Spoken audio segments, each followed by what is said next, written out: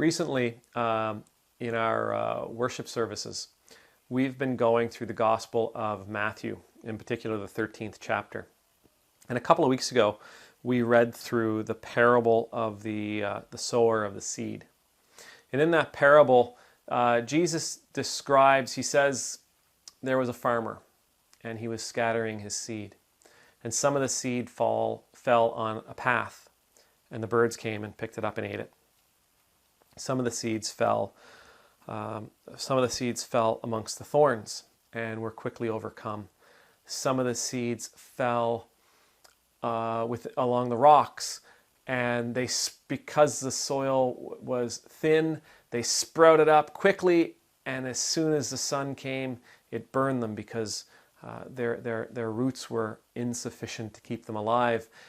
And he says, but some of it fell on good soil.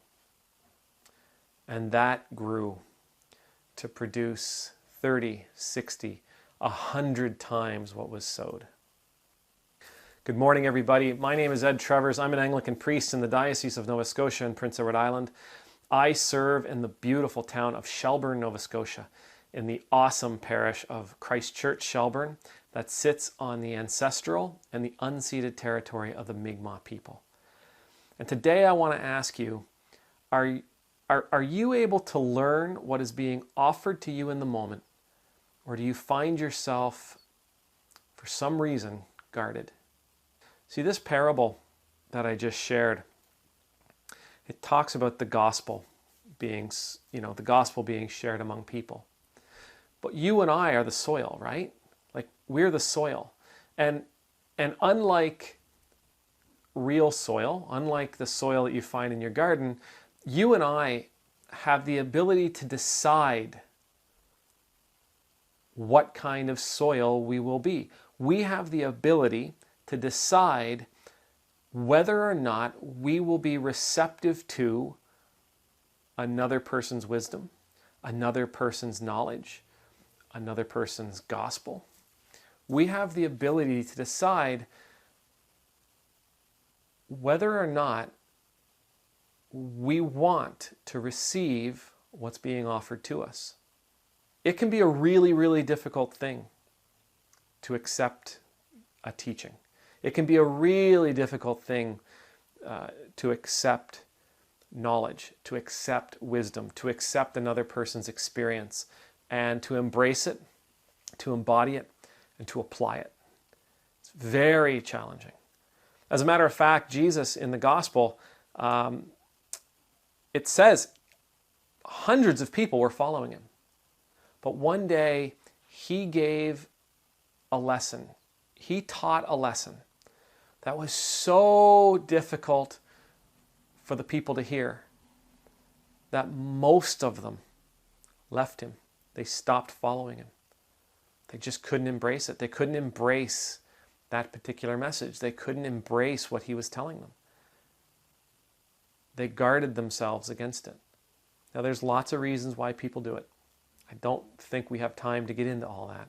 But there are lots of reasons why people guard themselves against the teachings of others. Sometimes they're afraid of what that teaching might mean in their lives. Sometimes their pride gets in the way. Sometimes they feel as though they're being criticized. Sometimes it's if they accept the message from someone, if they accept a lesson from someone, it means for some reason that they must be insignificant or inadequate somehow. That they're somehow less than the other person.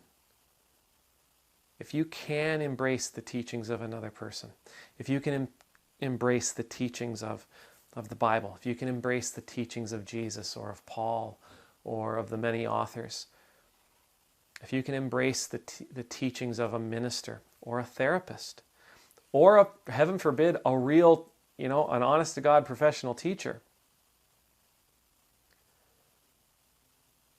then you find yourself in an incredibly blessed place.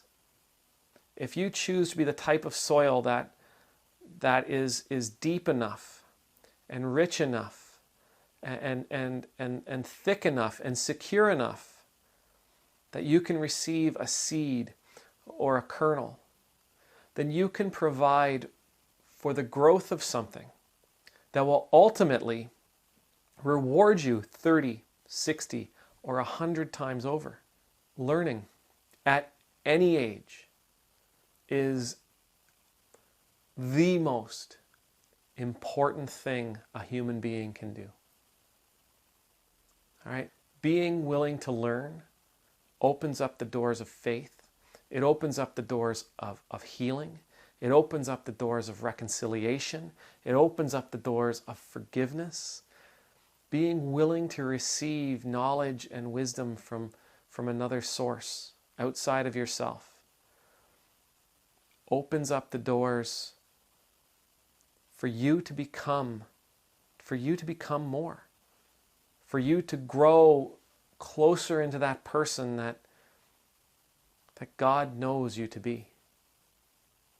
May the Lord bless you. May the Lord keep you. May the Lord make his face shine upon you and be gracious to you. May the Lord lift up his countenance upon you, and may you know the peace of being in God's presence. And I pray that you will choose to be the type of soil that will allow for wisdom to grow, for knowledge to grow, and to be rewarded 30, 60, and 100 times over. Amen.